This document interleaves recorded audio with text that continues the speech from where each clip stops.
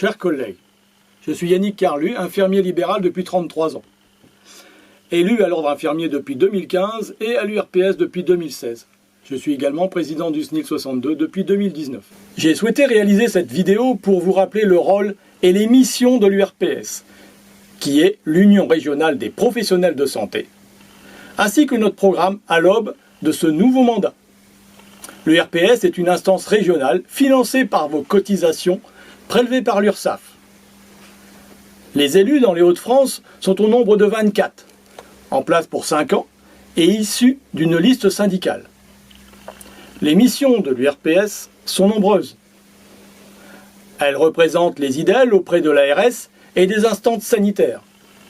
Elles participent à l'élaboration et à la mise en œuvre du projet régional de santé.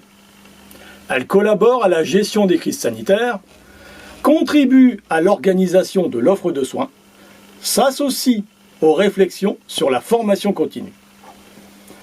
Avec tout un ensemble de moyens. Elle peut réaliser des sondages et des enquêtes, peut travailler en inter-URPS avec les médecins, les kinés, etc.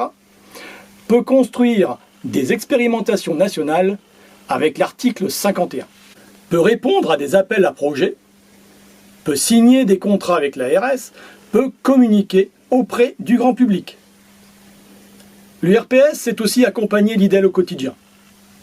Financer des programmes de formation en lien avec un projet, informer sur les conditions de notre exercice, proposer une boîte à outils. Les missions sont nombreuses. Cette instance porte et valorise notre profession. Avec mes collègues, nous vous proposons un programme régional issu de nos valeurs du SNIL. Un programme d'union, d'innovation, mais également d'ambition. Nous aimons notre profession et il faut pérenniser cet exercice libéral. Notre programme, il est simple. Nous faire connaître et être chaque jour à vos côtés pour vous faire gagner du temps et simplifier votre quotidien. Je vous invite à découvrir sur le site Élections URPS Infirmière 2021 l'ensemble de notre programme. Je vais en reprendre le principal de nos propositions. Tout d'abord, nous souhaitons créer et développer une application reprenant l'ensemble des outils nécessaires à notre quotidien.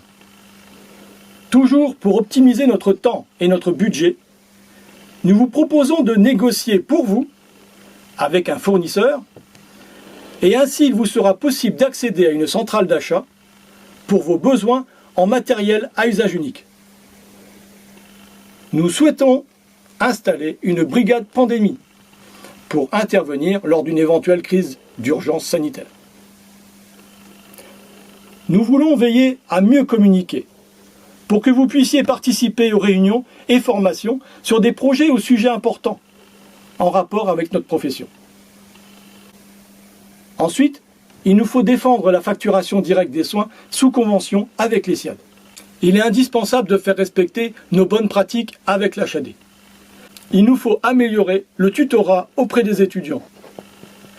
Également, régulièrement, nous rencontrons des difficultés lors des retours d'hospitalisation. Il nous manque un document unique de sortie. Nous souhaitons y travailler sur la base du travail mis en place par l'hôpital de Douai pour améliorer ce réseau ville-hôpital. La chirurgie ambulatoire s'est beaucoup développée et nous devons communiquer sur le dispositif repris dans l'avenant 6 et opérationnel depuis le 1er janvier 2021.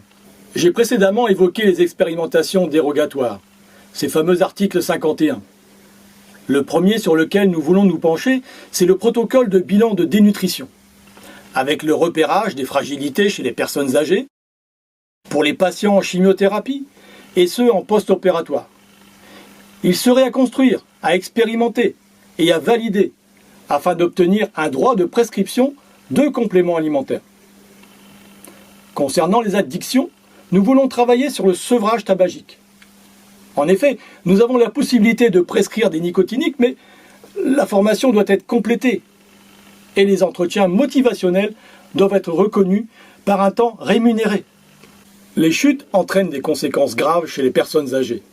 Nous devons être formés à cette prévention de chute, dans le lieu de vie, pour qu'il soit adapté à la situation, avec du matériel adéquat, un environnement adéquat, voire avec des aides par les fédérations de sport santé. Notre profession traverse une période difficile et souffre, comme de nombreux professionnels, de contraintes physiques et psychologiques. Personnellement, je constate une augmentation des violences verbales et physiques. C'est pourquoi nous voulons réfléchir à la mise en place d'ateliers lors des journées régionales ou accessibles en visio, avec des spécialistes de la prévention de nos risques professionnels. Tout ceci est le vaste chantier pour les 5 prochaines années. Et il y en a encore bien d'autres. Le monde de la santé évolue. Les exercices coordonnés se développent sur tout le territoire. L'ubérisation de notre profession se déploie. Nous veillerons à la sauvegarde de notre mode d'exercice libéral. L'URPS sera vigilante. Mobilisez-vous et pensez à voter à partir du 31 mars. C'est un vote électronique.